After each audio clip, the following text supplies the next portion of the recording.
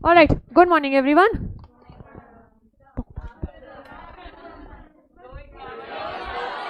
दो 51 2 60, ठीक है, 2 51 2 60।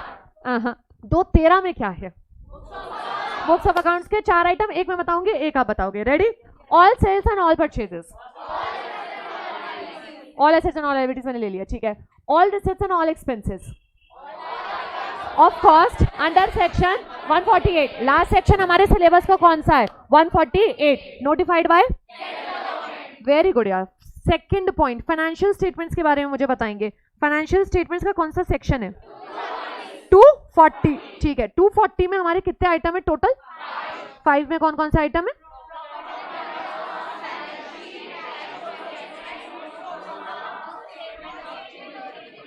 Statement of changes in equity सिर्फ कब आएगा? ये तो बड़ा ऑब्वियस सवाल था ना, जब स्टेटमेंट में चेंजेस होंगे तब आएगा। अगर ओपनिंग कैपिटल और क्लोजिंग सेम है तो कोई दिक्कत की बात नहीं है। आप परेशान ना हो, ये हो जाएगा, ठीक है। एकदम टेंशन में, एकदम दुखी हो गए, मैं बोल नहीं पा रहा हूँ, मुझे बहुत दुख हो रहा है। अभी आप बोलोगे, ठीक है बेटा तू लटक के बैठी है तो गिर तो नहीं जाएगी? हाँ, ऑलराइट। नेक्स्ट मुझे बताएंगे कौन सी कंपनीज हैं जो प्रॉफिट लॉस अकाउंट नहीं बनाती हैं? ठीक है, सारी बनाती हैं। कौन सी कंपनीज हैं जो आपका कैश फ्लो स्टेटमेंट नहीं बनाती हैं? डॉट्स डॉट्स डॉट्स डॉट्स बोले तो we are good with this, no problem at all, perfect. Next बताना, 251 का लिफाफा लेके जा रहे थे, उसमें किसे लेके गए थे? कि मैनेजरियल पर्सोनल। कितने लोग हैं टोटल? 6, 5 में से एक करके चलना, ठीक है। 3 मैं बताऊंगी, 3 आप बताओगे, ठीक है। सीईओ, सीएफओ, सीएस, आप तुम बताओ। Whole time director, 1 rank below वाले लोग, और अब तो लास्ट में तो तुमने ये कर दिया है, मैं समझ गई हूँ। इसे असेट्रा बना के मत ले आना। Any other officer as prescribe. If I ask you 1 rank below, क्या आपको एग्जाम में समझाना है? नहीं, आपको ये सिर्फ लिख के आना है पूरा। कल मैंने आपको एक होमवर्क का क्वेश्चन दिया था, जरा कॉपीज निकालना। जो नहीं करके आए हैं वो अपनी प्यारी शक्ल दिखाएं मुझे, और आईने में देख ले ये आखिरी प्यारी है, इसके बाद ये प्यारी नहीं बचेगी। बेटे क्या नाम है तेरा? यशिका। नहीं, मैं कुछ कह ही नहीं रही हूँ, मैं, तू तो टेंशन में आ गई, मैं कह रही हूँ नाम क्या है तेरा? यशिका, ठीक है, ठीक है। हाँ वे बताओ, क्या करके आए हो? सबने करा है? दिखाना जरा। कुछ तो ऐसे ब्लैंक दिखा रहे हैं, मुझे लग रहा है, कह रहे हैं भाड़ में आओ। चाचा पन्ने गलत है, हाँ सही है, सही है। हाँ चाचा कॉपी छोटी है, बहुत ज्यादा लिखना है हमें। बढ़िया बढ़िया विनीत भाई, हाँ ठीक है, बढ़िया बढ़िया। तो क्या दिखा रहा है प्रदीप मुझे? बढ़िया अमन, तेरी हैंडराइटिंग बहुत प्यारी। हाँ, और यहाँ कौन नहीं करके आया है? हाँ, अरे हरे दुपट्टे वाली, हाँ हरे स्वेटर वाली, बेटा तूने कंप्लीट करा है? तू जो मुस्कुरा रही है, शर्मा रही है, बलखा रही है, क्यों? तुझे महसूस हो रहा है क्लास में थोड़ा इज्जत खराब हो रहा है तेरा? जो 4 लड़के इंटरेस्टेड हो सकते थे उन्होंने कहा छी छी छी, इसकी तो बेइज्जती हो गई है, इसे तो मैम भी पसंद नहीं कर रही, हम क्या करें? समझ रही है, बहुत बेइज्जती हो रही है, ठीक है, कंप्लीट हो जाना चाहिए। क्या नाम है बेटा तेरा? अच्छा तू तो थी नहीं ना,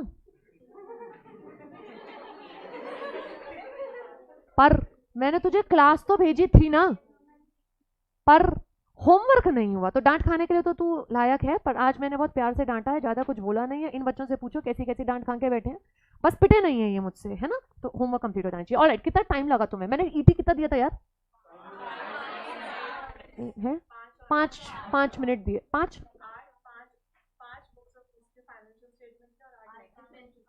अरे भैया मैं पूछ रही हूँ मैंने टाइम कितना दिया था? ईटी क्या खा के आ गए हो? तुम्हें समझ ही नहीं आ रही है मेरी बात? 5 मिनट दिए थे, और तुम्हें कितना वक्त लगा? 2 मिनट में कर लिया क्वेश्चन? मजाक कर रहे हो तुम मेरे संग? ये मैं पहली बार सुन रही हूँ। पहले वाले क्वेश्चन के लिए तुम कह रहे हो? अच्छा ठीक है, उसमें तो 2 ही मिनट लगे होंगे। उसके 5 आइटम लिखे थे ढंग से? कितनों ने पीएल लिखा है? पीएल, पीएल खुशबू, पीएल क्या नाम है, खुशी, पीएल। ओम बच्चे प्यारे एकदम। हाँ, और किसने ऐसा काम किया? घिनौना, बढ़िया, ठीक है। सेकंड, कितनों ने पूरा लिखा ना फाइनेंशियल स्टेटमेंट? मैं विश्वास कर रही हूँ आप पर। सेकंड क्वेश्चन आप लोगों को डिफरेंस वाला जो आपने किया उसमें टोटल कितने पॉइंट्स हो गए आप लोगों के डिफरेंस करते करते? 6-7 के आसपास। अच्छा, can I ask you one thing? No, very good. Can I ask you one thing? ये सेकंड पॉइंट में आपने जब डेफिनेशन दी तो 4 और 5 बातें पूरी बताई है ना, या आपने उसे उड़ा दिया, आपने फाइनेंशियल स्टेटमेंट में लिख दिया एज अबव? ऐसा तो नहीं किया ना? आई अंडरस्टैंड आपको मेहनत लग रही होगी ये करने में, आलस आ रहा होगा, बट क्वेश्चन तो एक ही आएगा ना दोनों में से, दोनों तो ही ना आएंगे। ठीक है, so we are good with this. Next, कितनों ने बेसिस नहीं लिखा है? कोई ऐसा जिसने बेसिस बनाया नहीं हो या बेसिस बनाने में डिफिकल्टी आ रही हो? बेटी तूने करा और फिर बाकी के बेसिस गायब कर दिए? जैसे कौन सा बता मेरे को? इसका क्या बेसिस बना सकते हो मुझे? प्रिपेयर्ड बाय, ठीक है ना, या who prepares? Next, dependency, simple, ठीक है। और कोई डाउट? Comfortable everybody? ठीक है, केएमपी आप कर लोगे मेरे ख्याल से। केएमपी में आपको डाउट नहीं है बिल्कुल भी। मैं वापस से आपके संग ऑफिसर इन डिफॉल्ट पे बढ़ रही हूँ, और ऑफिसर इन डिफॉल्ट का जो एक क्वेश्चन दिखाया था ना कल मैंने आपको, वो आज मैं आपको कराती भी हूँ। रेडी है एक बार बात करने के लिए? ऑफिसर इन डिफॉल्ट का section 260। Officer in default is somebody जिसके सर पे हमें प्रॉब्लम डालनी है कि तेरी गलती है, तूने कुछ काम जो कहे गए थे कंपनी के द्वारा तूने नहीं करे, तेरी तरफ से कमी रही है, राइट? तो हमने 3 पॉइंट्स तो केएमपी में से ही निकाले थे। कौन कौन से थे बेटे? होल टाइम डायरेक्टर, केएमपी और 1 रैंक बिलो। फिर से होल टाइम डायरेक्टर, केएमपी और 1 रैंक बिलो, यही हमने बात करी थी। करेक्ट है कि नहीं है? चौथी हमने एक बात करी थी, ध्यान से सुनिएगा, हमारे यहाँ केएमपी है ही नहीं, तो फिर कौन लायबल है?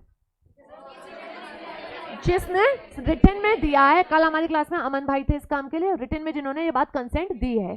अगर मान लो किसी ने रिटन में भी कंसेंट नहीं है दिया, तो can I simply use the word all? Good with this? Next, मैंने आपसे बात करी थी उसके अलावा आदि। आदि क्या था? डायरेक्शंस, इंस्ट्रक्शंस, यानी any person who gives the advice, directions और इंस्ट्रक्शंस टू द कंपनी। इसके लिए मैं आज एक अच्छी लैंग्वेज आपके लिए यूज कर रही हूँ। ये सेंटेंस आगे तक काम आएगा। लास्ट ऑडिटर चैप्टर है हमारे सिलेबस में कंपनी लॉ में, उसमें तक काम आता है। Are you okay with this? कितनों को आदि वर्ड याद हो गए? भैया से कह दी, कल कौन बैठा था यहाँ आदि वाले? हाँ, भैया से कह दी आदि, ठीक है। सुने सुने सुने सुने, any person to whom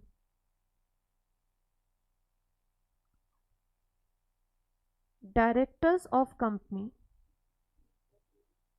are accustomed to advice, directions and instructions। तो नया वर्ड क्या है आपके लिए? accustomed to। accustomed to का सिंपल हिंदी में मतलब समझाऊं तो आदत है। अब तो आदत है ऐसे जीने में, किसकी सुनने की? किसी और आउटसाइडर की। कौन सी 3 बातें सुननी है? Advice, direction, instruction. बोलो हाँ या ना? Everybody sorted? ठीक है। नेक्स्ट, जिसको भी कौन से एक्ट के बारे में? Not just fraud, default. Can I use this word? और क्या आउटसाइड कंपनी के भी लोगों को हमने कवर किया है? यस। कौन से लोग हैं? Transfer agents, merchant bankers, brokers, underwriters, जिन्होंने भी उसमें काम में दखलंदाजी करी है। तो टोटल 7 लोग हैं ऑफिसर इन डिफॉल्ट में। 3 तो हमने केएमपी में से निकाले। कौन कौन से? केएमपी खुद, होल टाइम डायरेक्टर और 1 रैंक पे लोग, ठीक है। फिर हमने कहा अगर केएमपी नहीं है तो क्या होगा, ठीक है। फिर हमने क्या बात करी? आदि। फिर हमने क्या बात करी अपनी? जिनको भी पता है। और लास्ट ट्रांसफर एजेंट्स वाले। इतनी बात भेजे में जाती है, दिक्कत तो नहीं है अपने को? अच्छा, tell me one thing, have you made the diagram of the same? Everybody has made it, right? ठीक है। फिर एक काम करते हैं, आज मैं आपको वो क्वेश्चन क्लास में करवाती हूँ सब लोगों को, ये वाला, ठीक है। हाँ, कम इन में। कौन है बेटा तू? ओह, तू बदल गई, आ जा।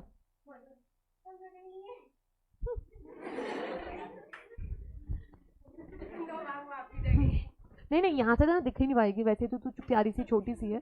तू भैया उधर निकल जा। भाई साहब अंदर शिफ्ट हो जा। उधर क्या देख रहे हो तुम? पूरी अपनी राजगद्दी समझ के बैठ गए हैं सचिन भाई। हाँ, all right, ready everybody? Question करेंगे, कॉपीज निकाल लो यार, कॉपीज निकाल लो सब लोग। And this is something how we are going to attempt a proper question of the exam. हाँ, एक चीज, क्योंकि अभी आपको बुक्स मिलने में टाइम है, तो आप इसके आगे ना पेज नंबर की जगह छोड़ दो बस, ठीक है। आगे लेफ्ट साइड में अपने कॉपी दियो बेटा, एक सेकंड, क्वेश्चन मत कॉपी करो पूरा, ठीक है। यहां पे आप पेज नंबर के लिए जगह छोड़ दो, सेकंड बुक का पेज नंबर आएगा, आप उसके आगे अटेम्प्ट लिख लो तो आपको मिलना आसान हो जाएगा। जुलाई 21, जुलाई 21, क्वेश्चन नंबर 5 का बी ऐसे लिखा हुआ है जैसे, ठीक है, रेडी। अच्छा, कोई ऐसा जिसको अभी तक डेफिनेशन में कंफ्यूजन है? नहीं, ठीक है। जो लोग बिल्कुल ही नए आए हैं वो थोड़ा पेशेंस रखेंगे, क्योंकि आप जब तक वो क्लास देखोगे नहीं आप कर नहीं पाओगे। कल जिन लोगों ने क्लास देख ली है, ठीक है, जो लोग नहीं थे ऑब्वियस बात, आपने भी देख लिया कनिष्का, वेरी गुड। तो आप लोग साथ में हो, मेरे डेफिनेशन समझ में आ रही है, परफेक्ट। आए सब लोग रीड करते हैं। Johnson limited goes for public issue of the shares, ठीक है, कुछ कर रहा होगा ये।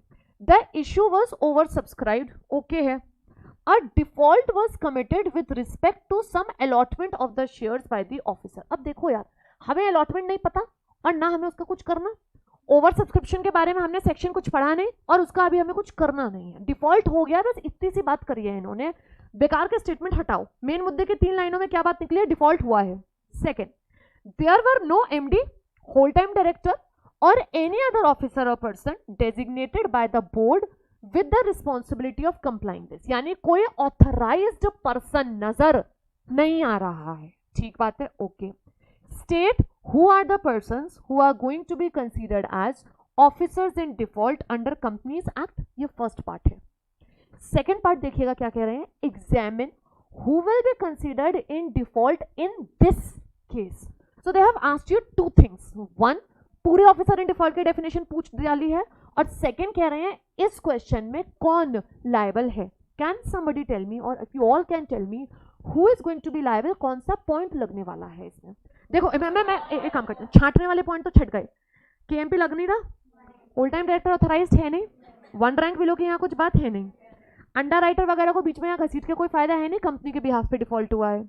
हमने कहा अब कौन सा पॉइंट बचा, जब इन्होंने कहा ऊपर कोई है नहीं, दैट मीन्स या तो कोई ऑथराइज पर्सन होता, फिर उन्होंने साथ में कह दिया कोई ऑथराइज भी नहीं है, तो all the directors of the company. But can I ask you one thing, is this the final conclusion? Yes, this is the final answer. अगर आप कायदे से देखो तो, ठीक है। मार्क्स कैसे मिलेंगे?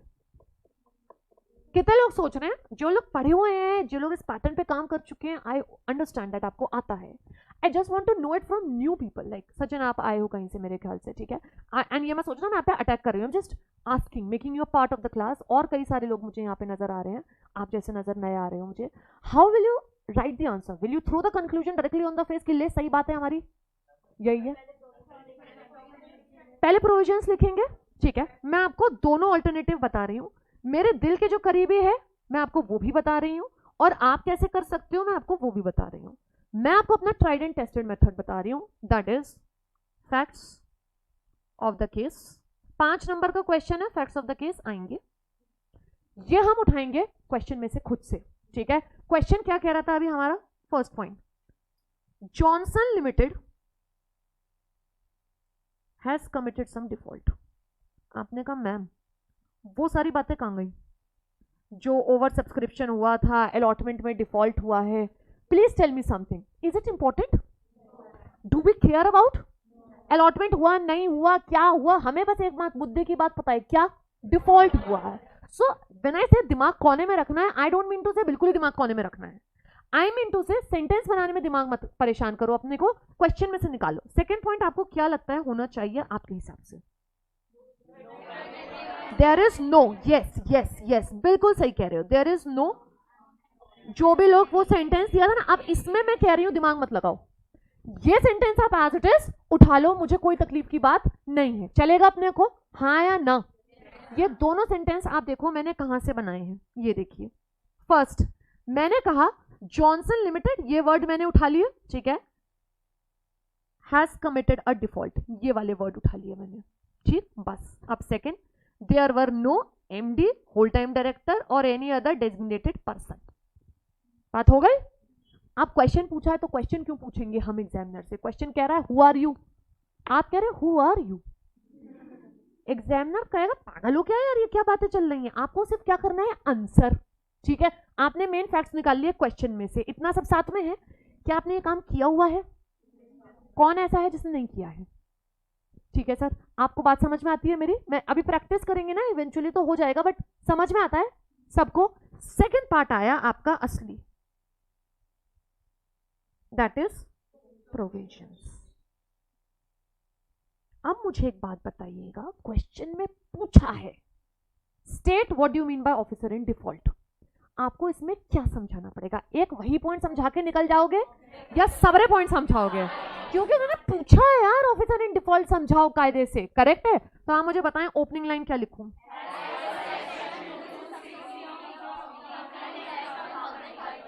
भैया तुम तो बहुत तेज बोल दिए। और मुझे एक बात बताना, अगर एग्जाम में ये क्वेश्चन आपको दिख जाता है इस अटेम्प्ट में, आप वहां हल्का सा एक डांस तो कर देते ना।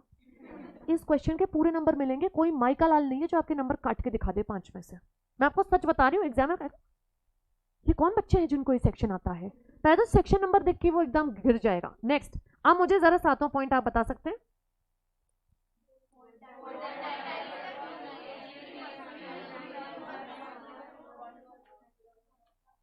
क्या आप इतना कर सकते हैं? ये डेफिनेशन आपके पास है, प्रॉब्लम? ठीक है, अब आया कंक्लूजन, थर्ड पार्ट। दे दे कंक्लूजन, क्या लिखोगे बताओ? कीपिंग या बाय अप्लाइंग, ऐसे जैसे आप चाहो। Keeping above provisions in mind. मैं तो एक्चुअली ये सेंटेंस आपको दिमाग में बिठा देती हूँ ताकि आपको एग्जाम में इसमें टाइम वेस्ट ना हो। इन द गिवन केस, अब क्या लिखोगे लास्ट में? Since there is authorized person, comma, all the directors shall be liable या responsible. Done?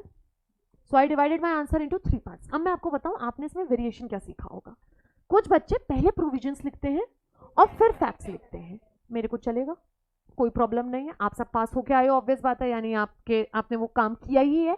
ये वाले भी काम तो हमेशा से चल रहा है। सो either ways you like, but make sure first question में से फैक्ट्स निकलेंगे, सेकेंड प्रोविजन आप तमीज से समझाओगे, थर्ड आप कंक्लूजन दोगे। अच्छा, मैं एक और चीज पूछ लेती हूँ इसी में, let's discuss this variation also. अगर ये क्वेश्चन सिर्फ 3 नंबर का होता और इसमें आपका स्टेट द डेफिनेशन नहीं होती, तो आप फिर क्या करते? कैन आई से फैक्ट्स डिलीट करो, फिर 3 नंबर या 2 नंबर के क्वेश्चन में जरूरत नहीं है। सेकेंड, प्रोविजन में सिर्फ क्या आता?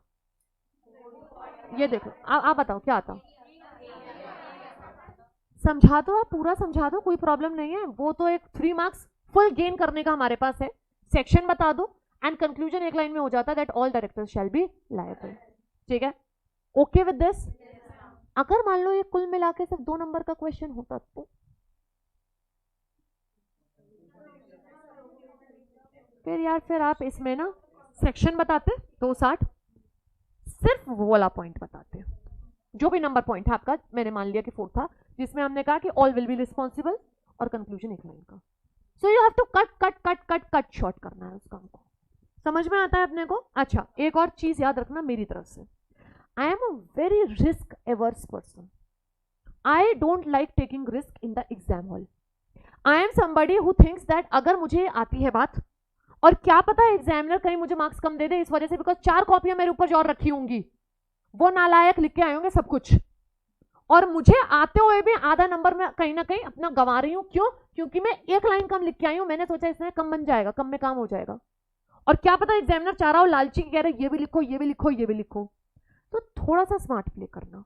आई एम नॉट सेइंग सब कुछ लिखो, बट आई एम सेइंग अगर डेफिनेशन के आसपास की इर्द गिर्द की बात है तो यार उस पॉइंट को लिख ही आओ, उसमें कंजूसी मत करना।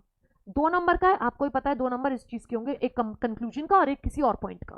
बट अगर ये 5 नंबर का पॉइंट है तो यार फिर इसको खिलवाड़ मत करना, फिर तो डेफिनेशन आप पूरी लिख के आना। मैं आपको बताऊं 5 नंबर में भी यही मार्किंग स्कीम होती। फैक्ट्स ऑफ द केस का आधा नंबर, प्रोविजन में सेक्शन का आधा नंबर, कंक्लूजन का आपका 1 नंबर, और ये 7.3 नंबर। अप्रोक्सीमेट यही डिवीजन होगा। असली मार्क्स तो प्रोविजन के तो मिलेंगे और किस चीज के मिलेंगे? केस स्टडी के जमाने गए, जो आप भर भर के केस स्टडी पढ़ रहे थे ना फाउंडेशन में, कुछ नहीं है।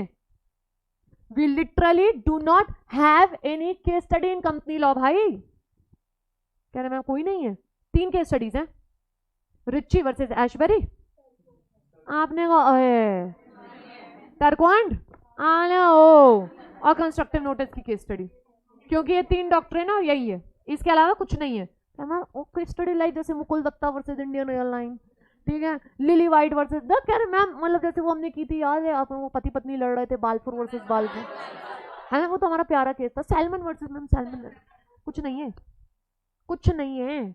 ये मैंने रिवीजन पर्पस के लिए एक चैप्टर में ऐड कर दिया है, बट ये आपके सिलेबस में प्रैक्टिकली नहीं है। पिछले 2018 के पेपर से कुछ नहीं आया एग्जाम में, तो बचा क्या, मार्क्स कहां से लाओगे? पहले तो कहानी बनाए आते थे, कह रहे हैं once upon a time mister Balfour was very sad because his wife was asking for money. Mrs. Balfour was also sad because her husband had left her for somebody else. Now Mrs. Balfour wanted to use her brain and so she said I would claim. But Mr. Balfour was very harami and he said that I will not pay. The marriage is not registered. Mrs. Balfour's heart was broken. तो आप पूरी कहानी लिख के आ रहे थे, मजा आ रहा था आपको जिंदगी में। यहाँ क्या करोगे, मार्क्स कहाँ से लाओगे? कह रहे officer in default very bad person, he was given some responsibility but he is so stupid, he is not doing it.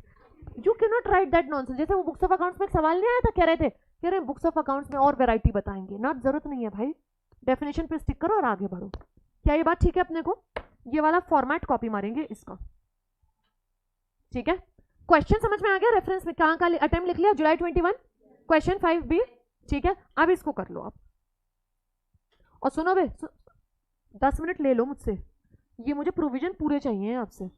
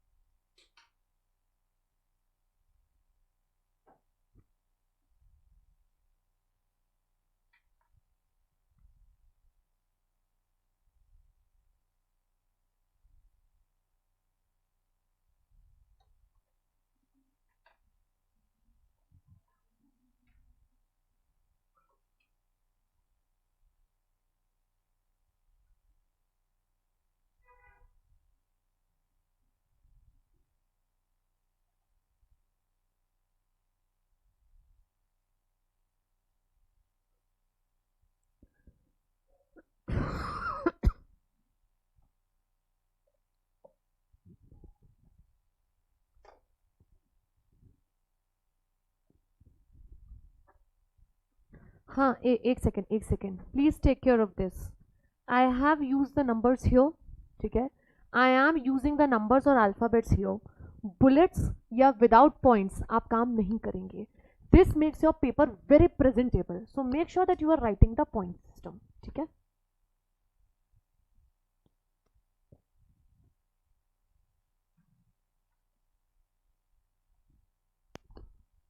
आप पीछे के डायग्राम से हेल्प ले लें अपने अंदर आगे 6 पॉइंट 7 पॉइंट्स लिखने में।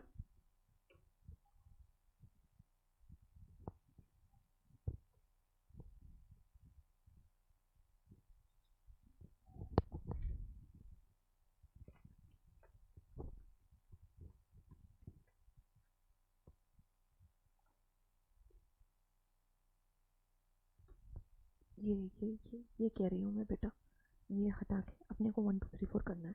बुलेट से पता नहीं चलता है, और थोड़ा सा हैंड राइटिंग पे काम कर बच्चे, एकदम ऐसा लग रहा है जैसे हमने जलेबी बना दी है, ठीक है।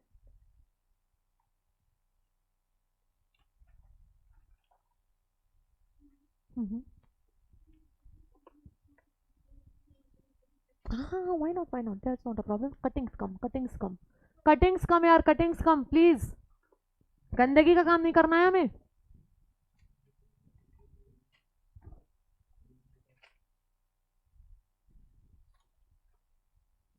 ठीक है.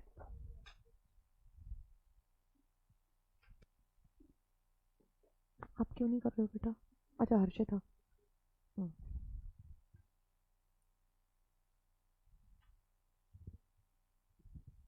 आपका क्लास देख लेना, आपकी मुझसे बात हुई है, अब वेरीफाई हो.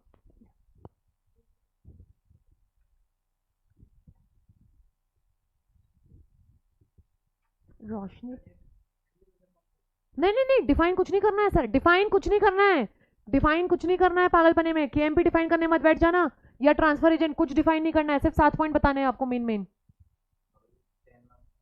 10 मार्क्स में आता नहीं है, 10 मार्क्स का कोई क्वेश्चन नहीं आता सर. द मैक्सिमम क्वेश्चन जो वेटेज होता है हमारे इसमें, दैट्स ऑफ 5 मार्क्स. 6 में भी जब आता है ना, तो 6 में भी छोटे छोटे पार्ट्स बने हुए होते हैं उसके, तो वो वेटेज दिख जाता है सेपरेट. इससे ज़्यादा के मार्क्स के आपके क्वेश्चन नहीं आते. हाँ जी सर. हाँ,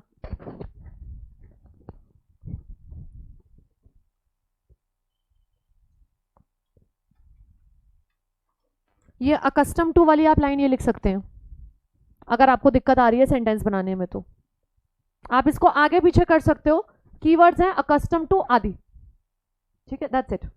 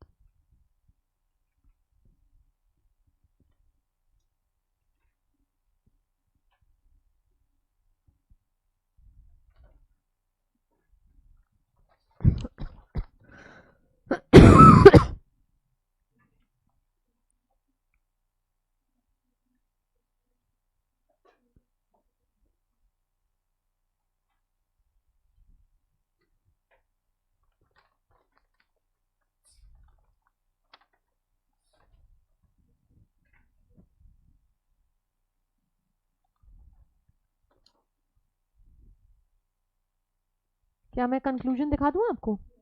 ये सेंटेंस लिख लिया आप लोगों ने? ठीक है. तू परेशान लग रहा है, हो गया बेटा? ठीक है. ये अभी आपको टाइम लग रहा होगा कि यार इसमें टाइम लगेगा लिखने में, but once we will be practicing a lot of questions, you will be in speed, don't worry.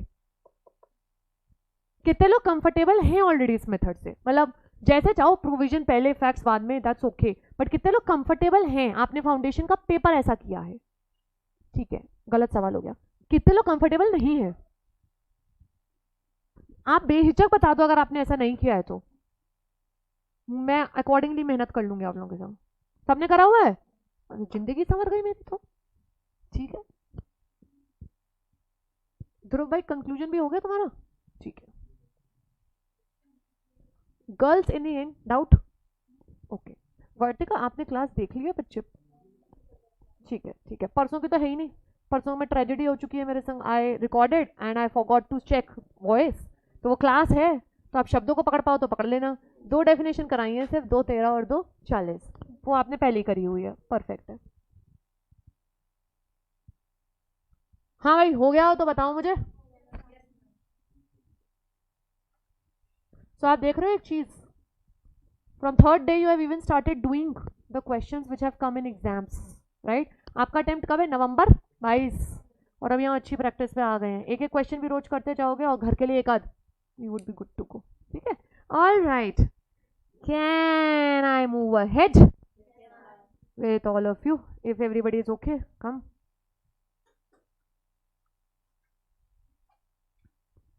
आगे बढ़ जाए, बोलो ना.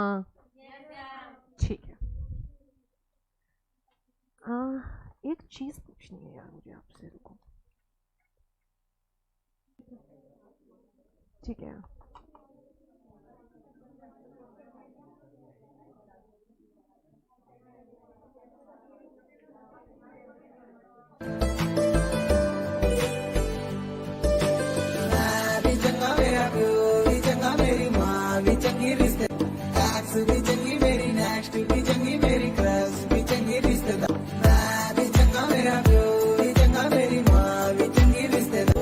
गाना तो सुना हुआ है मेरे ख्याल से सबने, ठीक है। जरा इस गाने को चेंज कर देते हैं, ठीक है। और आज से हम तो गाली गलौज करते नहीं, हम तो अच्छे लोग हैं, है ना। तो हम इस गाने को चेंज करके सिर्फ इतना करे दे रहे हैं, रिश्तेदार 277, ओके है, ठीक है। बस इतना करे दे रही हूं मैं, 277, 77 का मतलब होता है इंग्लिश में 77। तो सब लोग मेरे संग बोल पाओगे ये?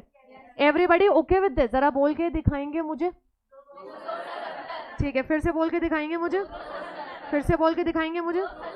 सब लोग बोल पा रहे हैं, ठीक है। तो जरा गाना भी गा के दिखाई देते हैं, ठीक है। ये रो रिलेटिव 277, रेडी है सब लोग, ठीक है।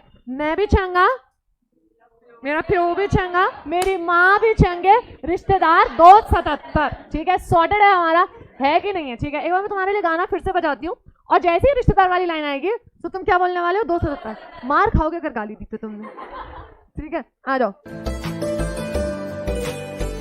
गाते हैं साथ में। मैं भी चंगा, मेरे प्यो भी चंगा, मेरी माँ भी चंगे, रिश्तेदार 277, चंगे रिश्तेदार 277, मैं चंगे रिश्तेदार 277,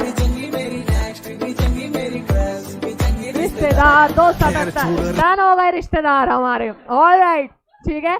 सो हमें ये सेक्शन याद रहेगा मेरे ख्याल से, और रिश्तेदारों में मैं हम बहुत सारे लोग इंक्लूड नहीं करूंगी। अच्छा, अब कुछ बातें समझते हैं, ठीक है। मैंने आपको केएमपी की डेफिनेशन करवाई सबसे पहले, ठीक है, और उसका काफी कनेक्शन आपका ऑफिसर इन डिफॉल्ट में आया। आपको 3 पॉइंट समझ ही नहीं आते, बेटा बातचीत बंद करेंगे प्लीज। ऑफिसर इन डिफॉल्ट आप लोग कर ही नहीं पाते अगर आपको केएमपी नहीं आता, हाँ या ना? क्योंकि ऑफिसर इन डिफॉल्ट में 3 बातें निकली है केएमपी से, यस। मैं अब आपको कुछ आगे इसमें लेके जा रही हूँ, right. We have a connection of certain topics, right. The topics are relative, मैं एक डेफिनेशन आज कराऊंगी, रिलेटेड पार्टी की डेफिनेशन मैं आपको कल कराऊंगी, और ये थोड़ी सी दिमाग हिला देने वाली डेफिनेशन है, बट हम करेंगे इसको, ठीक। एंड एक सेक्शन और आता है, दैट इज 188, पर 188 अरे मैम ये तो सिलेबस में ही नहीं है ना। सो ये एक सीक्वेंस बनता है, और इसके पीछे का मैं पहले आपको बेस समझाती हूँ कि आखिरकार मैं रिलेटिव क्यों समझा रही हूँ आपको। एक और बात, जो कुछ भी आप लॉ में पढ़ रहे हैं जरूरी नहीं है वो चीज टैक्स में सेम एप्लीकेबल हो, और बिल्कुल जरूरी नहीं है वो आपके अकाउंट्स में एप्लीकेबल हो। ये बात अपने दिमाग में बिठा ले, किसी टीचर से लड़ाई मत करिएगा। जो टीचर जो पढ़ा रहा है या पढ़ा रही है वो बिल्कुल सही पढ़ा रहे होंगे अपने सब्जेक्ट के हिसाब से। सो आई एम सेइंग पहले से रिलेटिव की डेफिनेशन टैक्स में अलग होती है, मैं बोल के चल रही हूं आपको, और कंपनी लॉ में डेफिनेशन अलग है, राइट। नाउ अंडरस्टैंड ये डेफिनेशंस इंपॉर्टेंट क्यों है। सेक्शन तो आपको याद हो भी गया है 277। If I ask you as an auditor, ठीक है, अच्छा बड़े लेवल पे बात करते हैं, ठीक है। आप सीए हो, आप ऑडिटर हो, ओके। प्लीज टेल मी, आपको मैं कहीं जाके फ्रॉड पकड़ो, आप कैसे फ्रॉड पकड़ने चले जाओगे? How will you start finding out the fraud? ये बताओ मुझे, कितना ढूंढोगे और कहां कहां ढूंढोगे यार? मैं ये पूछ रही हूं, मैंने कहा फ्रॉड ढूंढना है, आपने उठा लिया फाइनेंशियल स्टेटमेंट, बैलेंस शीट, ये वो।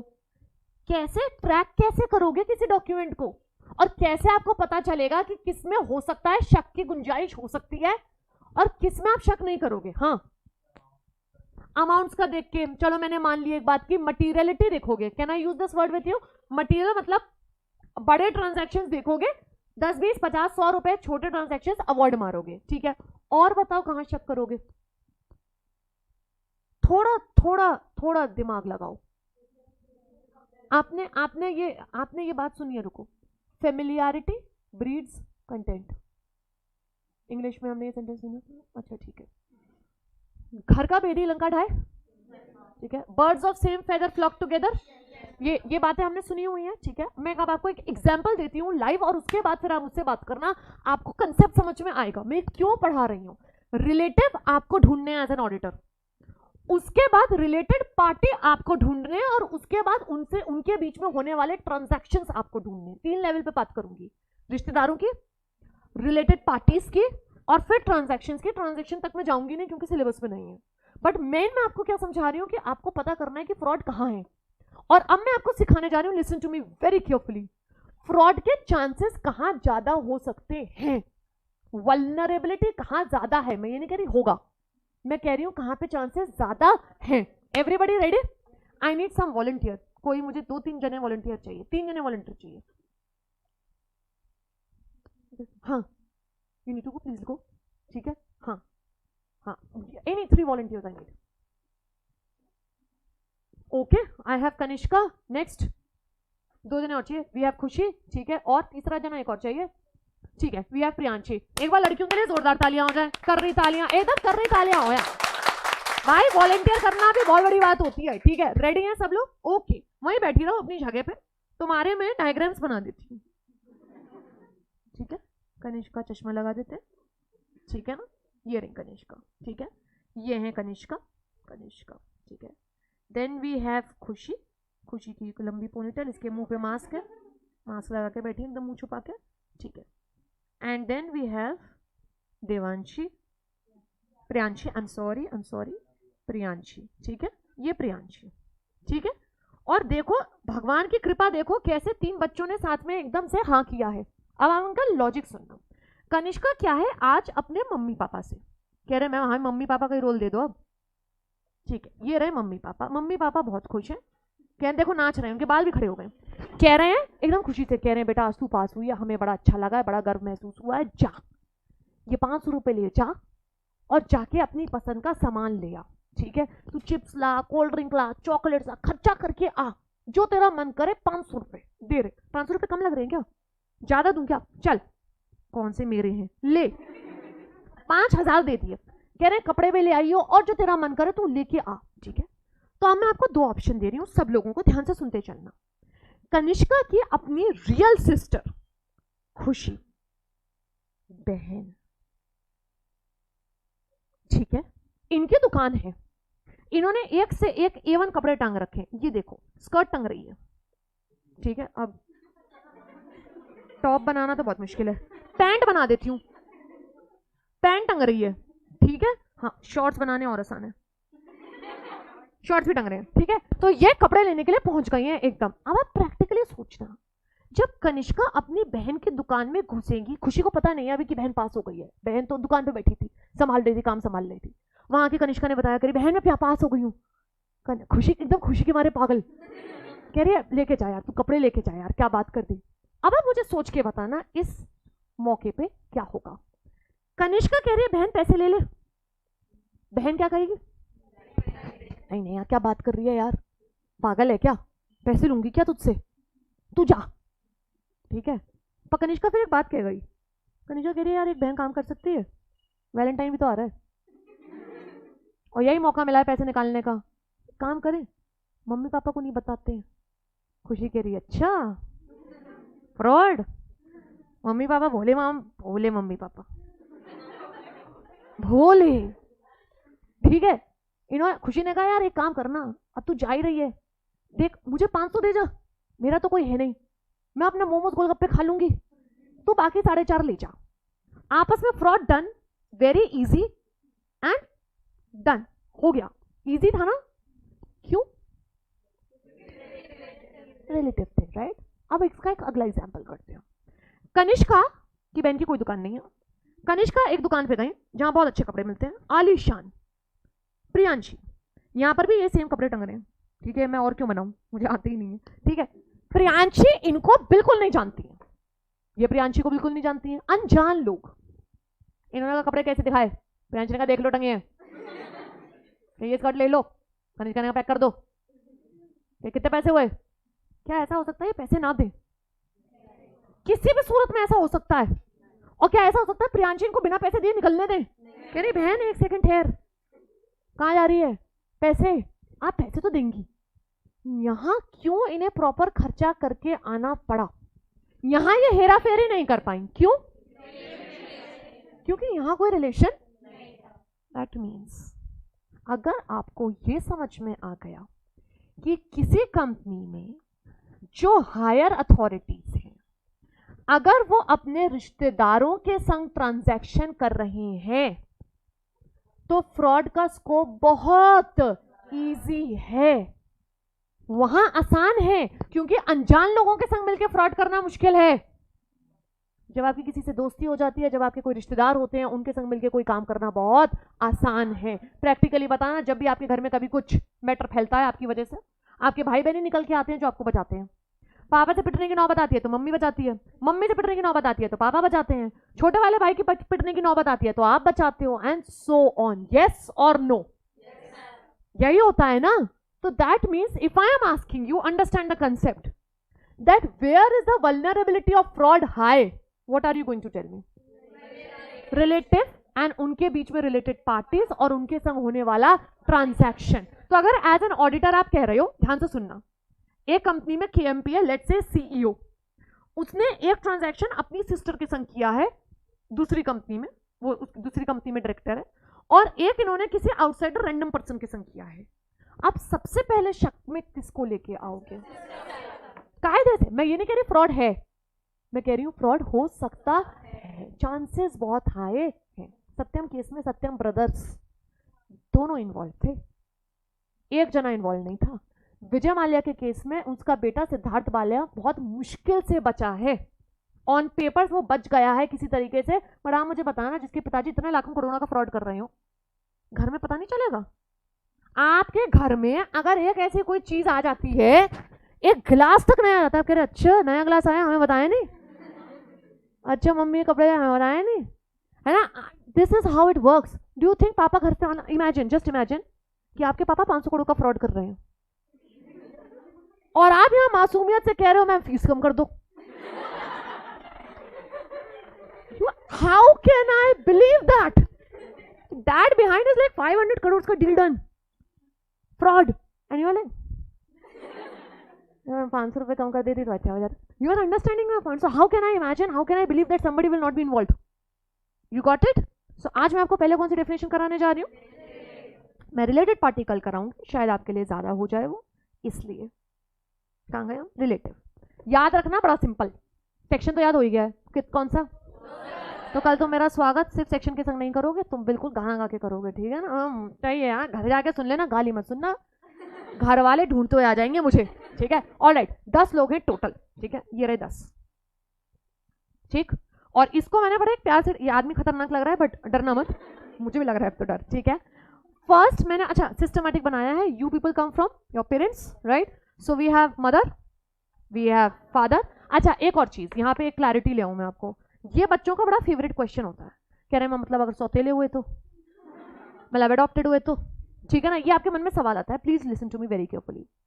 Step are all included here in the definition. What do you mean by step? ना सौतेले होने के दो तरीके हैं, एक लीगल, एक इलीगल। लीगल मतलब स्टेप, अडॉप्टेड तो यार, अडॉप्टेड तो अलग ही चीज हो गई यार, अडॉप्टेड तो अलग चीज है, अडॉप्टेड तो आपने, है ना? हाँ यस, अगर आपका पार्टनर स्पाउस की डेथ हो गई है या डाइवोर्स हो गया है, उसके बाद जो दूसरा पर्सन आएगा या आएगी, दैट्स अ लीगल मैरिज। अगर पहला वाला जिंदा या जिंदी है और आप दूसरा, दैट्स कॉल्ड एज गहराइयां, नॉट हम आपके हैं कौन, ठीक है? सो या यू हैव वॉच्ड हम Aapke Hain Kaun, you have watched everything, you have watched Gehraiyaan also. मार खा लो मुझसे, मार खा लो नालायक कहीं के, ठीक है? हाँ, mother father include step mother, step father, ठीक है? अब कई बच्चे कहते हैं adopted father mother, you don't adopt parents buddy, there is no provision of adopting parents, like कह रहे हैं इससे बोर हो गए नए ले आते हैं, there is no provision, right? next brother sister, ठीक है? ब्रदर सिस्टर के स्टेप्स भी इंक्लूडेड है, like step brother, step sister. अब यहाँ एक बात गहरी सुन लेना मेरी, फंस जाओगे। टैक्स में brother spouse and sisters spouse are covered in the definition of relative. In my company law they are not covered, यानी भाई की वाइफ और बहन का हस्बैंड आपका रिश्तेदार नहीं है। अगर आज आपके घर में ऐसे लोग घूम रहे हैं, उनके मुंह पे बोल देना, कह रहे हैं बहुत सॉरी मैम ने कहा, एक तो ये बात, पहले तो गाना गा देना, कह रहे हैं मैं भी चंगा, मेरा प्यो भी चंगा, मेरी माँ भी चंगे, रिश्तेदार एटीट्यूड देके बोलना 270, वो डर जाएंगे।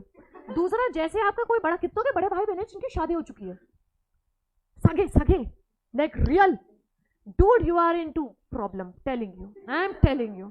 तो यहाँ पे क्या ना, टैक्स में कवर हो रहे हो, लॉ में कवर नहीं हो रहे हो, राइट, सिंपल। नेक्स्ट, ये स्पाउस, स्पाउस समझ गए, जो आपकी जिंदगी में अभी मिल नहीं रहा है, मिल नहीं रही है, जब मिलेंगे। नीचे we have son and daughter, and son का ये दिल नहीं है, daughter in law, and daughter से सन इन लॉ। हिंदी में बात करें, माँ बाप, भाई बहन, पति पत्नी, स्पाउस, ठीक है। नेक्स्ट, बेटा बेटी, बहू दामाद। कितने लोग हुए? मैं तो तुमसे 10 कहे थे। खुद रिश्तेदार। खुशी, आज जो तूने बात कर दी ना बेटा, मेरा जीवन परमानेंट दुखी हो गया। कह रही है खुद, ये वो इंसान है जो खुद से ट्रांजैक्शन करती है, मैं खुद से प्यार जताऊं, मुझे किसी की क्या जरूरत है ना तू। हाँ मैं समझ रही हूँ। नालायकों,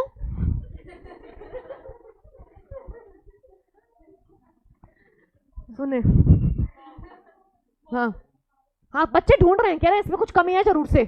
अरे 10वां मैंने बताया ही नहीं है यार, नालायक। HUF if any. मैं इसमें आपको एक थोड़ा लॉजिकल अगेन बात समझाती हूँ। I talk about logic, I don't work without it, right. How many of you live in a joint family?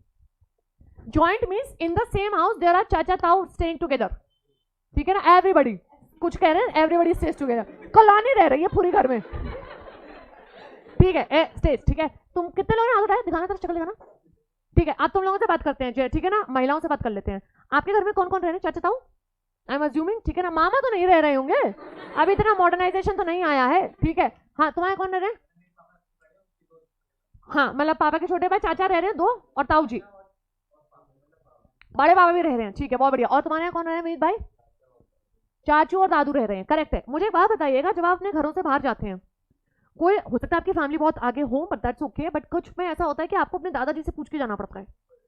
जैसे पापा से आपने कहा पापा ऐसा कर ले, पापा ये नहीं कह रहे मम्मी से पूछ लो, पापा कह रहे दादाजी से पूछ लो। दादाजी के बगल में ताया जी खड़े हैं, कह रहे अरे ऐसे कैसे चली जाओगी पढ़ने, ठीक है ना, हम नहीं जानते, हमारे घर की लड़कियां नहीं जाती हैं। खत्म बात, वहीं पे खत्म। आप कह रहे हो मैं 9 बजे तक आ जाऊंगी, पापा ने कहा ओके, मम्मी ने कहा ओके, कह रहे हैं लड़कियों को खुला छूट दे दी है कोई। There are restrictions, right. आपने, चलो ये तो छोटे डिसीजन हो गए। फाइनेंशियल डिसीजन नॉर्मली साथ लिए जाते हैं, सब अलग अलग खर्चा कर रहे हैं, साथ में डिसीजन है ना। Can I ask you one thing, आपके घर में ज्यादा इन्फ्लुएंस होगा as compare to the nuclear families. कितनों की न्यूक्लियर फैमिलीज हैं? लाइक हम लिमिटेड लोग रह रहे हैं, रियल सिबलिंग्स और अपने माँ बाप, ठीक है, इतने लोग रह रहे हैं। आप लोग के चाचा ताऊ नहीं है ना, है ना, दूर रहते हैं ना, वो सिर्फ कहना है से बस रिजल्ट वाले दिन फोन कर रहे हैं, उससे ज्यादा इन्फ्लुएंस तो उनका नहीं है। आप मुझे बताना, are they calling you everyday? कहां थे, क्या हो रहा था वहां, देखा तुम्हें? They don't give a damn, they are away. क्या वो फाइनेंशियल मैटर्स में आपके इंटरफेयर कर रहे हैं? नहीं। That means listen to me, आपके जितने भी ऑल मेंबर्स, चाचा ताऊ दादाजी दादी जी, सब लोग आपके रिलेटिव माने जाएंगे if you have an HUF। If you don't have a HUF, they shall not be considered as your relative. मैं आपको इसको एग्जाम्पल के संग समझाती हूँ, पर पहले बात समझिए। 9 लोग तो आपके बिल्कुल क्लोज हो गए, father mother brother sister spouse son daughter son in law daughter in law, correct है। अब मैं आपको इसको एक एग्जाम्पल के थ्रू समझाती हूँ कि अगर HUF है तो listen to me very carefully, right. मैंने आपसे कहा आप एक कंपनी में डायरेक्टर हैं, आप सब, ठीक है, आप सब एक कंपनी में डायरेक्टर हैं, ओके है। अब मैंने आपसे कहा आपकी HUF है, आपके घर की एक हिंदू अनडिवाइडेड फैमिली चल रही है जिसमें ज्वाइंट बिजनेस चल रहा है, और आप लेट्स से टाटा लिमिटेड में आप डायरेक्टर भी हैं, चलेगा? आपने कहा ओके। अब इस घर में आपके रियल ब्रदर रहते हैं, प्लस उनकी वाइफ भी रहती है साथ में, अंडरस्टैंड। अगर ये HUF नहीं होता आपका, तो कौन बाहर था आपके रिश्तेदार की डेफिनेशन से? भाई तो तब भी था, अब भी है। अब HUF होने की वजह से, because she stays in your home, now she has been considered as your relative. अगर मैं यही कह दूं HUF नहीं है तो ब्रदर तो रिलेटिव रहेगा, पर उसकी वाइफ आपके लिए रिलेटिव नहीं है। अगला एग्जाम्पल देती हूँ, ठीक है। मैंने कहा, कई सारे एग्जाम्पल कर लेते हैं, काम करते हैं, तुम्हारे भेजे में जाइए बात, जहां तुम्हें लगे कि अब बस हो गया, हमें समझ में आ गई है बात, मुझे रोक देना, ठीक है। जो नए बच्चे बैठे हैं वो भी समझते चलेंगे, ऑल राइट। सो मैंने कहा मेरे पास मिस्टर ध्रुव है, ये कंपनी में डायरेक्टर है, इनके ब्रदर मिस्टर अमन, दूसरी कंपनी में डायरेक्टर है, आप मुझे बताइएगा क्या ये दोनों रिलेटिव हैं? यस और नो? और अगर मैं कह रही हूं कि ये दोनों आपस में कंपनी ट्रांजैक्शन कर रही हैं तो कहना है ये रिलेटेड पार्टी हैं। यही तो ट्रांजैक्शन है, करेक्ट है? हाँ या ना? अगला एग्जांपल लेते हैं। हमारे पास मिस रुचिका है, ये इस कंपनी में डायरेक्टर हैं और इनके ब्रदर मिस्टर लियो इस कंपनी में डायरेक्टर है। प्लीज टेल मी ये सिस्टर ब्रदर की वजह से क्या आपस में ट्रांजैक्शन इनका रिलेटिव वाला माना जाएगा? यस। अगला एग्जांपल लेते हैं। मिस्टर विनीत भाई इस कंपनी में डायरेक्टर हैं और इनकी वाइफ मिसेस विनीत इस कंपनी में डायरेक्टर है। प्लीज टेल मी क्या रिलेशन माना जाएगा? यस। क्यों? सपोज करो मिसेस विनीत डाइवोर्स हो चुका होता है इनका, अब क्या ये रिलेटिव है? नहीं। सपोज करो इनकी दूसरी वाइफ आ गई है मिसेस वी, मैं और नाम नहीं सूझ रहे हैं यार, बेचारी की पहली शादी हुई है, मैं दूसरी करा रही हूँ, मिसेस वी, और पहले वाले से प्रॉपर डाइवोर्स हुआ है। प्लीज टेल मी क्या ये ट्रांजैक्शन इन कंपनीज के बीच में रिलेटिव है? अगला एग्जांपल, ये डाइवोर्स हुआ ही नहीं ऑन पेपर, ये भी है और ये भी है, कौन सा? ये रिलेटिव है, ये रिलेटिव नहीं है। मैं आपको इसका एक्चुअल केस स्टडी बताती हूँ। दीपक तिजोरी को जानते हो?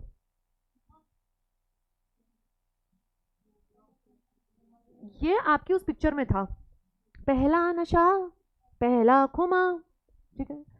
कौन सी पिक्चर है? आमिर खान की पिक्चर है, ठीक है ना? I am forgetting the name of that picture.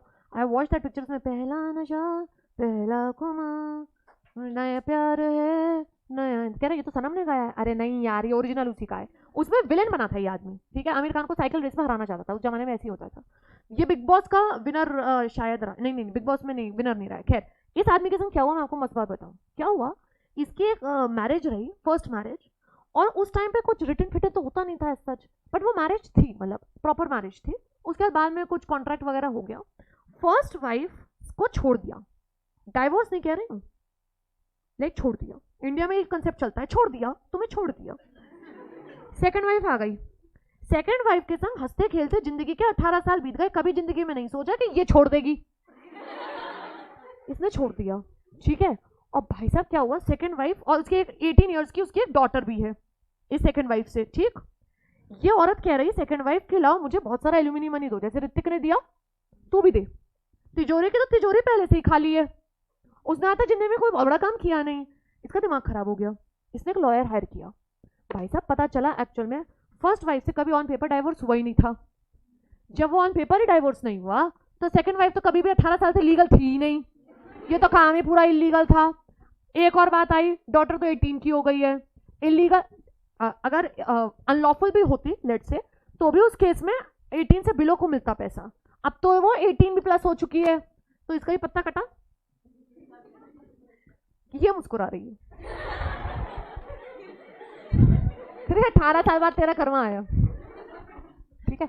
So this actually happens, right? Next, adopted children in India are considered to be properly legal. Example, Salman Khan की बहन है एक अर्पिता, ठीक है?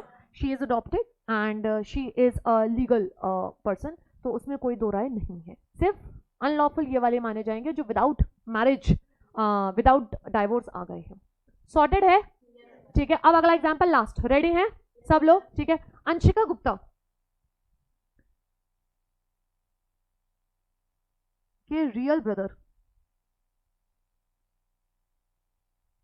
मिस्टर राज। अच्छा, मैं क्लास के किसी बच्चे का नाम फिर भाई बहन में नहीं लेती, मैं सोचती हूँ कहीं कोई ऑफेंड ना हो जाए, है ना, इसलिए मेरे को डर लगता है। मिस्टर राज इनके ब्रदर हैं और अंशिका एक कंपनी में डायरेक्टर हैं, इनके रियल ब्रदर किसी दूसरी कंपनी में डायरेक्टर हैं, ठीक है? मैं इसके अलावा और अभी इंफॉर्मेशन नहीं दे रही हूँ। प्लीज टेल मी क्या ये रिलेटिव के कंसिडरेशन में आएंगे? फिर आपसे दूसरा सवाल, listen to me carefully. Mr Raj के मिसेस राज भी हैं, ठीक है? वो भी किसी कंपनी में डायरेक्टर हैं, क्या उनके संग अंशिका का रिलेशनशिप रिलेटिव में आएगा? सिर्फ कब आता? अगर HUF टाइप का होता। अब मेरा आपसे लास्ट सवाल, सुन रहे हो? क्या ये मिस्टर राज और मिसेस राज के बीच में होने वाले ट्रांजैक्शन रिलेटिव की कैटेगरी में आएंगे? So I think you have understood, right? HUF के चाचा ताऊ सिर्फ तभी कवर होंगे जब HUF होगा, अदरवाइज चाचा ताऊ तुम्हारे सगे नहीं है। न्यूक्लियर वाला हम कंसेप्ट फॉलो करेंगे। सॉर्टेड है, राइट। सो रिलेटिव का सेक्शन कौन सा है? 2। और कितने लोग हैं हमारे? कौन कौन से?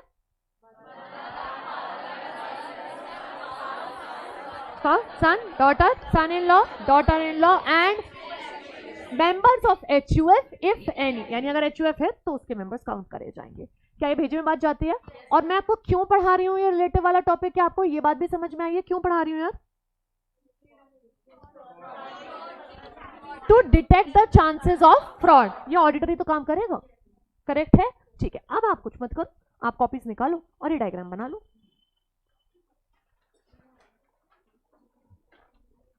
हेलो,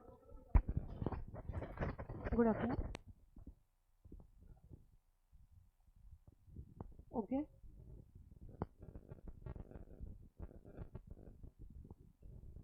आप अभी क्लियर नहीं हुआ होगा आपका मेरे ख्याल में, है ना? तो आप एक काम करो, आप मुझे यार हाफ एन आवर में कॉल कर लो, मेरी एक्चुअली क्लास चल रही है, मैं आपसे फिर डिटेल में बात कर पाऊंगी, चलेगा?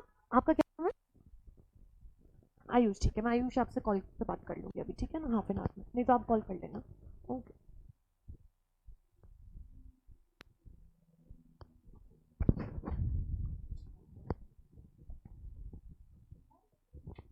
यस बेटा, HUF को कंसीडर ही तभी किया जाता है जब आप एक जॉइंट बिजनेस और जॉइंट फैमिली में हो। ये हिंदू सक्सेशन एक्ट में बकायदा बात लिखी हुई है। अगर आपकी एंसेस्ट्रल प्रॉपर्टी डिवाइड हो चुकी है, भले ही बिजनेस साथ चल रहा हो, वो HUF कंसीडर नहीं किया जाता सर।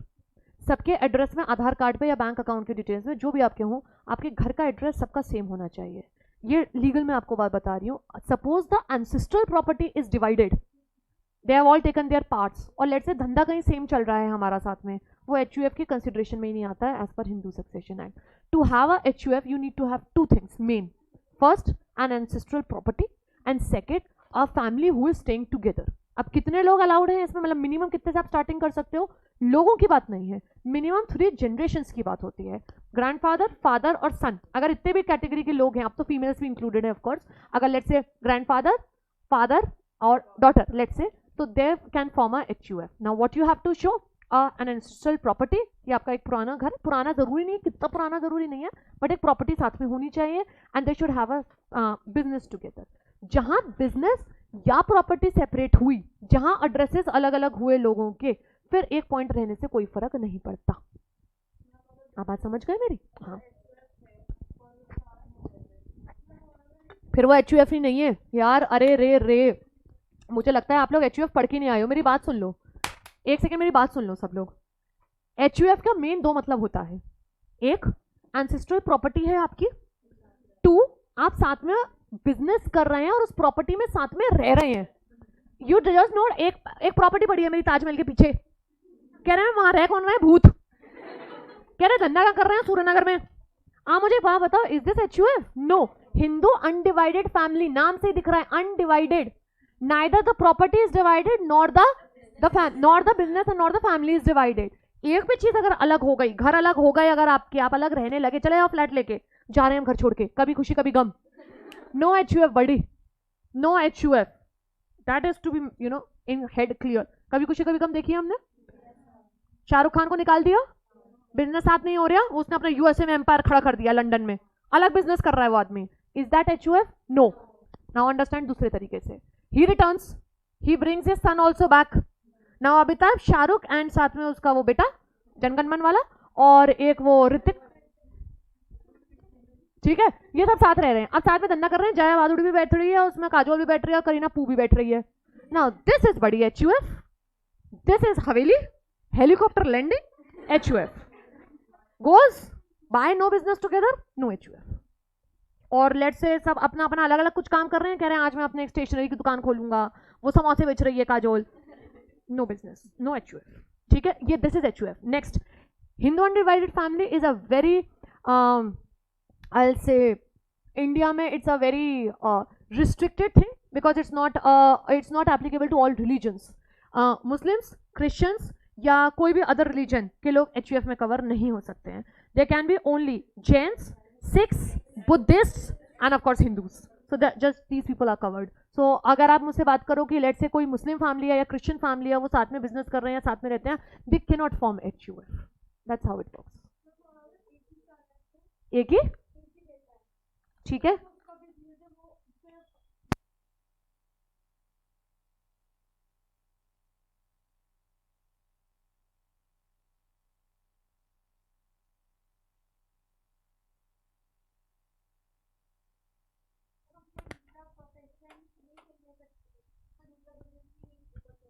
दूसरा बिजनेस अलग से आप ओपन नहीं कर सकते.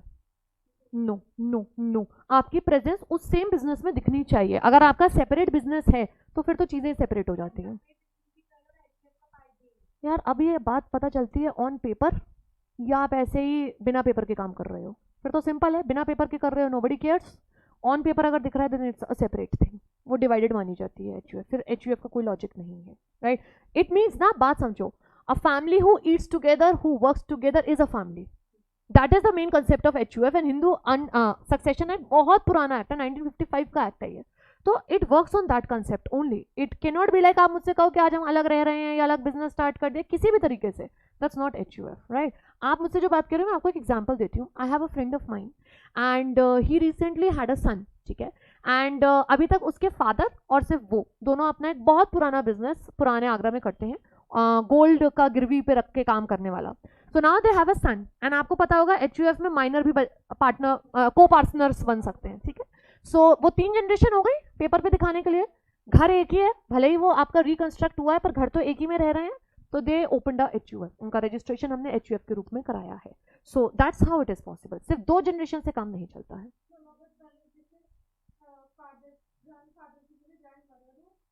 चलेगा. After the amendment HUF has been amended. Females can be karta and females can be co partners, of course allowed है, ठीक है. The oldest member of the house is the karta. Now earlier it used to be the oldest male member, now it is the oldest member, ठीक है. I think आप लोगों ने HUF थोड़ा 11-12 में कम करा हुआ है, assume. That's okay with me, ठीक है. हमें इसमें बहुत कुछ घुसना नहीं है. So that's fine. I hope I have cleared your things, ठीक है. आज का होमवर्क का क्वेश्चन लिखें.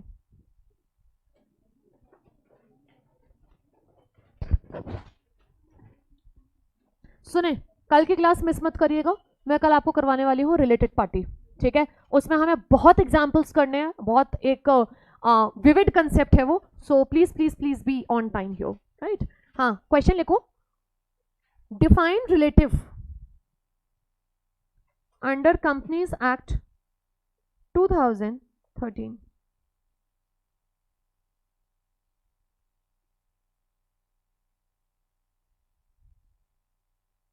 Defined relative under companies act 2013, ठीक. ये है आपका, कितने मार्क्स का मैंने बोला? नहीं बोला, 5. और इसमें आपको टाइम लगेगा हार्डली यार 4 मिनट्स, ठीक है. अच्छा, एक चीज, फर्स्ट आप सेक्शन लिखोगे, सेकंड आप 10 पॉइंट लिखोगे, लास्ट में 2 पॉइंट्स और ऐड कर दीजिएगा. Step relations are covered. Example, step father, step mother, step brother, step sister. और एक सेकंड पॉइंट नोट बना के डाल दीजिएगा. Adopted children are considered to be legal in India, ठीक है. क्या आप इतना करके आ सकते हो? बोलो हाँ या ना. ठीक है. मैं एक चीज आपको और दिखा देती हूँ. अच्छा मुझे ये बताओ, can you give me 10-15 minutes more और do you want to go home? Can you give me? Cool. मैं आपको एक चीज दिखा रही हूं, वो ये है. This is how our book would look like, ठीक है. मैं आपको इसमें कुछ बेसिक बातें अभी बता रही हूँ. जैसे फॉर एग्जाम्पल हमने ये बुक्स ऑफ अकाउंट्स कर लिया है, ठीक है. वही बात करते हैं जो कर लिया है. सेक्शन ओके है. इट इंक्लूड्स ये 4 आइटम्स. आप देख लो, मैंने इसमें कुछ वैरायटी तो करी नहीं है, सेम ही है, ठीक. नेक्स्ट, उसके अलावा आपने फाइनेंशियल स्टेटमेंट्स पढ़ लिए हैं, ठीक है. ओके है. अब इसमें सुनिएगा, जो अमेंडमेंट आया है और मुझे आपको बुक देने में टाइम क्यों लग रहा है. This is because as compare to November 21 and May 22, उससे अमेंडमेंट बढ़े एंड मई 22 से नवंबर 22 के आगे में आपके में अमेंडमेंट ऐड हो गए.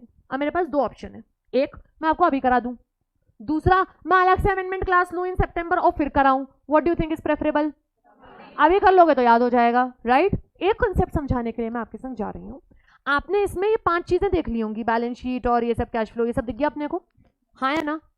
नेक्स्ट, नोट 1 समझ में आ गया, कोई दिक्कत तो नहीं है आपको पक्का से, ठीक है।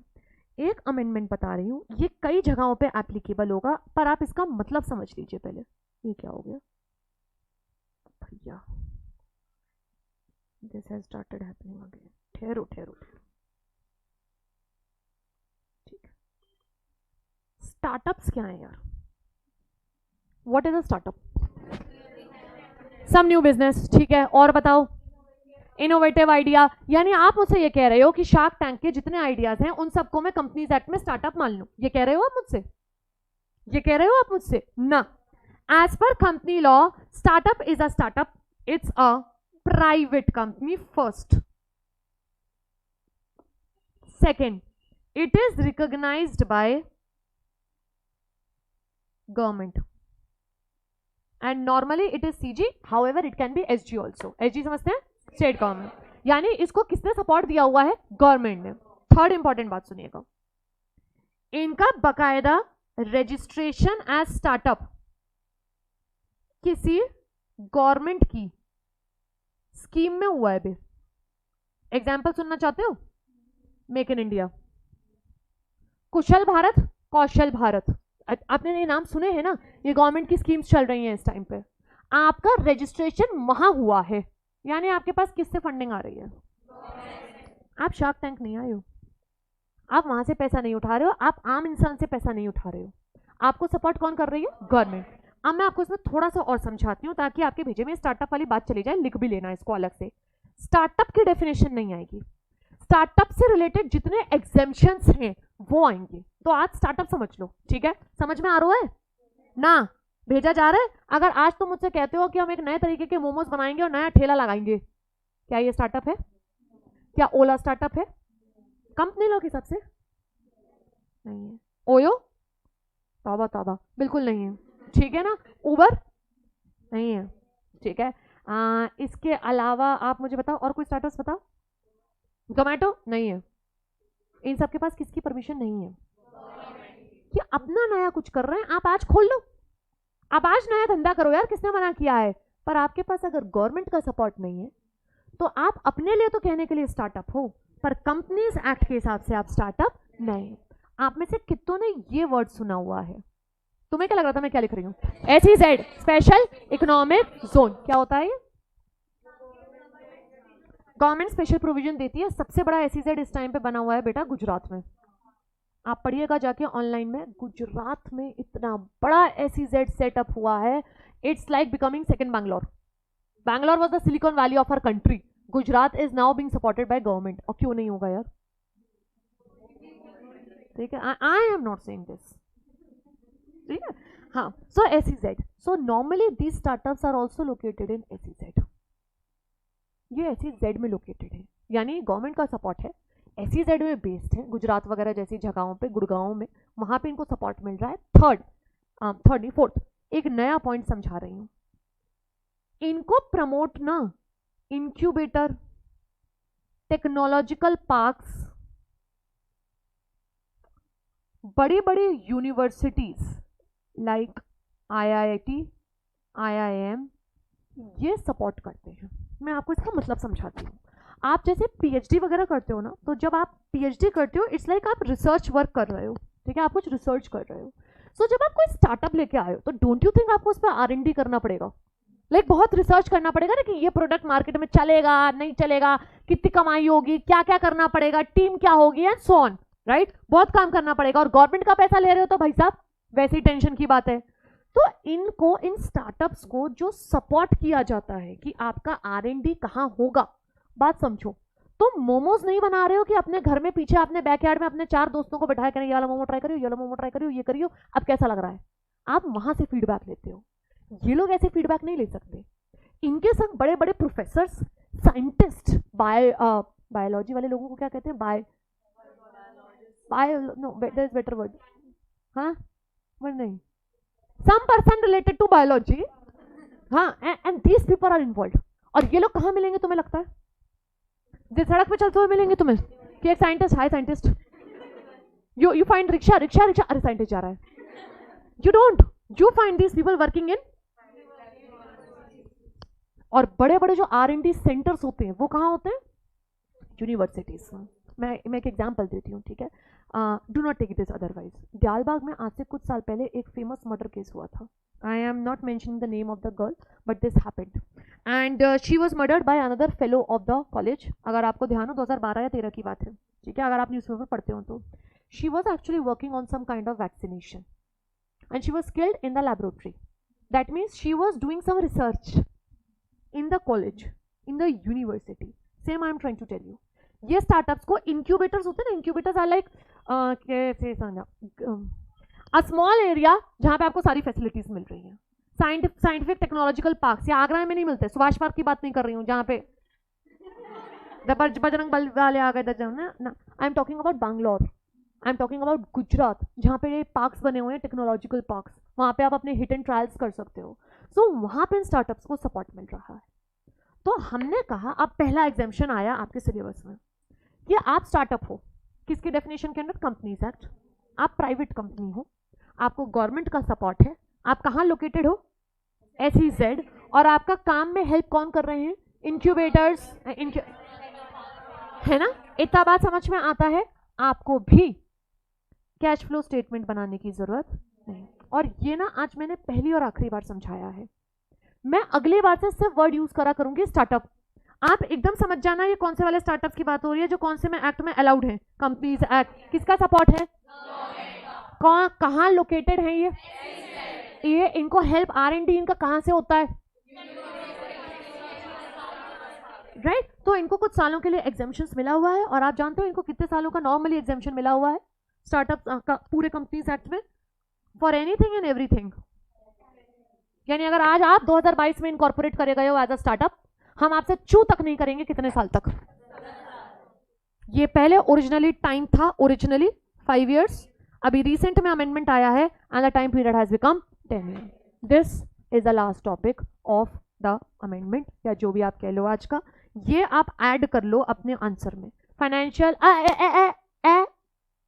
Do you have to just write startup या will you explain the entire definition in the exam? Startup word exam के लिए डेफिनेशन नहीं है आपकी, ये आपके समझने के लिए है. ठीक है, कहां लिखोगे? फाइनेंशियल स्टेटमेंट में. जहां वो लिखा है ना कैश फ्लो स्टेटमेंट वाली बात, वहीं ऐड कर लो. स्टार्टअप की डेफिनेशन अलग से नोट बना के लिख लो. हाँ बेटा.